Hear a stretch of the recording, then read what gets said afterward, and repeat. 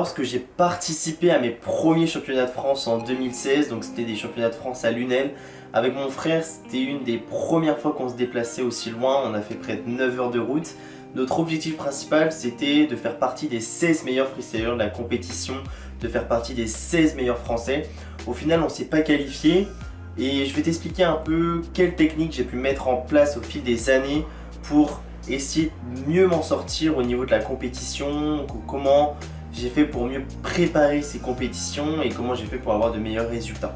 Et comme tu l'as remarqué, ou alors peut-être que je te l'apprends, mais aujourd'hui le freestyle football c'est en pleine démocratisation, alors qu'il y a quelques années on pouvait voir que les compétitions ça se regroupait vraiment autour d'un même endroit, autour d'un même lieu.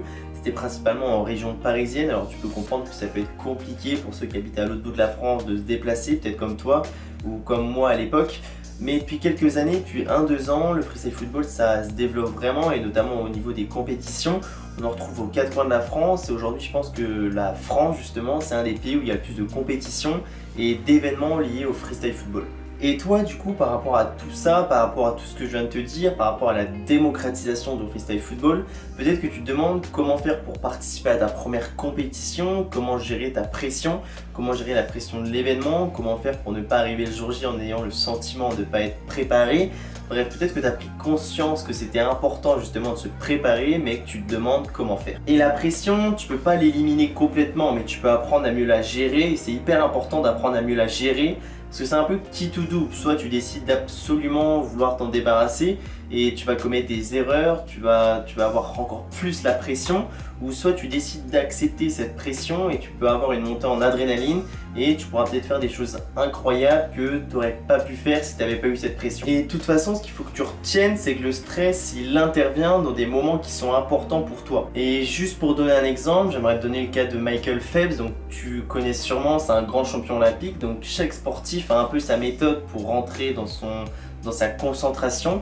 Et lui, ce qu'il fait, c'est qu'avant chaque épreuve, il se met un peu dans son coin, il écoute sa musique, ça lui permet de sortir un peu du cadre de l'événement, ça lui permet d'atténuer sa pression. Et cette gestion justement de cette même pression de ce que je te parle, cette gestion de l'anxiété, ça lui permet de rentrer dans le bon état d'esprit. Parce que la motivation, elle va pas forcément suffire, il faut que tes objectifs ils soient précis, il faut que tes objectifs ils soient élevés, tout simplement parce que principalement et généralement, les gros résultats, les grosses performances, elles se font dans le cadre d'attentes élevées et c'est pourquoi aujourd'hui c'est important d'avoir conscience de ses points forts et de ses points faibles. Le format des compétitions aujourd'hui c'est des formats battle, donc 3 fois 30 secondes et pour bien te préparer, pour bien commencer à te préparer à ce format, ce que tu peux faire c'est participer à des compétitions de type OFS qui te permettent en fait justement de préparer des passages, donc d'assembler des tricks sans couper ta vidéo dans une durée limite de temps, je crois que c'est 30 secondes ou 45 secondes, je sais plus. Mais du coup, ouais, ça te met en condition et ça te permet de te préparer au battle. Donc je t'ai mis les liens dans la description, les liens de la compétition si t'es intéressé. J'ai vu de nombreuses personnes progresser rapidement dans cette compétition, donc beaucoup de jeunes. Donc si toi t'es un débutant ou t'es un intermédiaire, je pense que ça peut vraiment te faire progresser assez rapidement.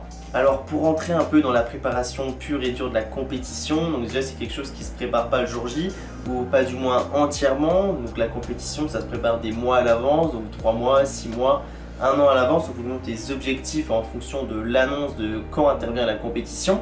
Et moi ce que j'ai mis en place justement pour essayer de ma petite méthode que j'ai mis en place, c'est dans un carnet de notes.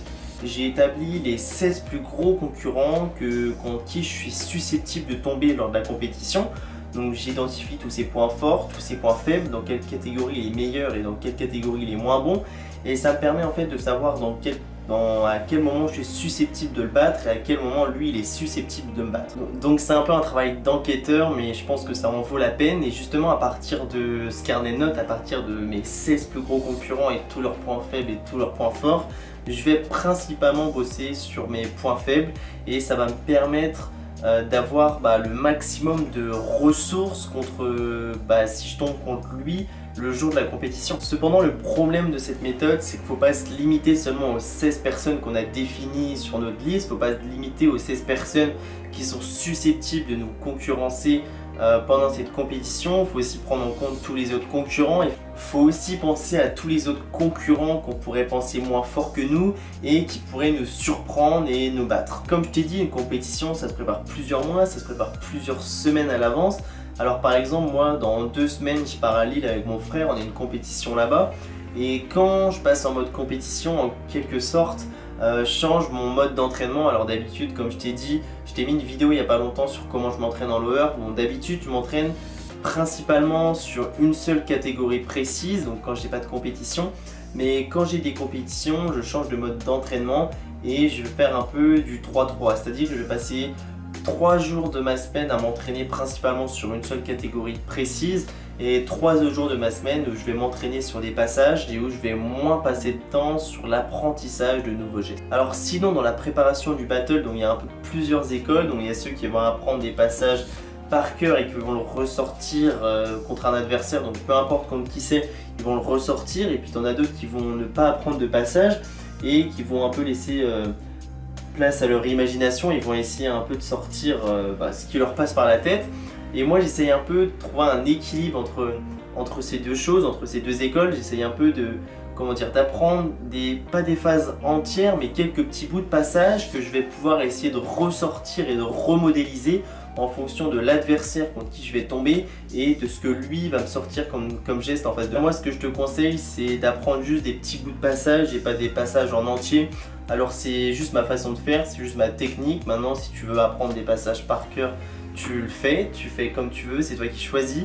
Mais voilà, moi c'était juste que ça me permet de m'adapter plus facilement à mon adversaire et je trouvais ça plus simple et plus efficace. Voilà, donc sinon ce que je te conseille juste avant le début de la compétition, c'est t'entraîner à partir de 30 minutes, 45 minutes avant le début de la compétition. Alors ça va peut-être te paraître court, mais par mon expérience, ce que je peux te dire que c'est le temps qu'il faut, ça sert à rien de s'entraîner 1h30, 2h, 3h avant le début de la compétition. Tout simplement parce que tu vas juste perdre de l'énergie. Maintenant je te dis bonne chance dans ta préparation, n'hésite pas à jouer sur tes points forts, n'hésite pas à en abuser. Essaye de pas trop te répéter dans tes passages, c'est hyper important, les juges prennent ça en compte. Essaye de pas trop faire tomber la balle et voilà, j'espère que tu vas faire de bons résultats dans les prochaines compétitions. Je te souhaite bonne chance et je te dis à plus tard.